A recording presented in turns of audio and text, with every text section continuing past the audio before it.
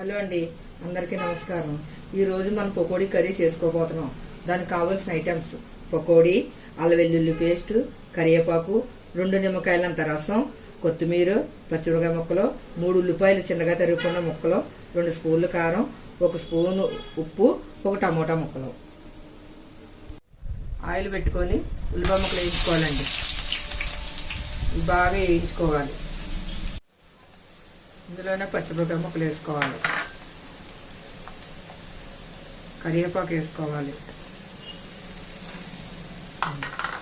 ఉల్లిపాయ ముక్కలు బాగా వేగిపోయిన తర్వాత టమాటా ముక్కలు వేసుకోవాలి.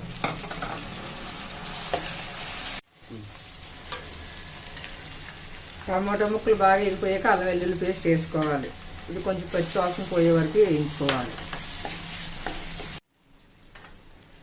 ఇప్పుడు ఇదంతా బాగా ఎగిపోయింది కానీ ఇందులో కారం వేసుకోవాలి,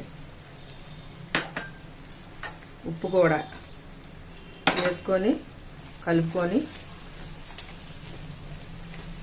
ఇందులో చింతపండు రసం వేసుకోవాలి.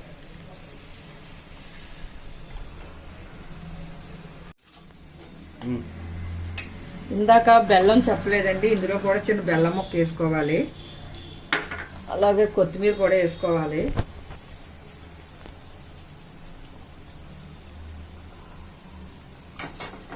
బాగా కలుపుకొని ఇందులో పకోడీ వేసుకోవాలి. గుమగుమలాడే పకోడీ కర్రీ రెడీ. ఇది మీకు నచ్చినట్టయితే కింద ఉన్న బెల్ ఐకాన్ క్లిక్ చేసి లైక్ చేసి షేర్ చేయండి ప్లీజ్.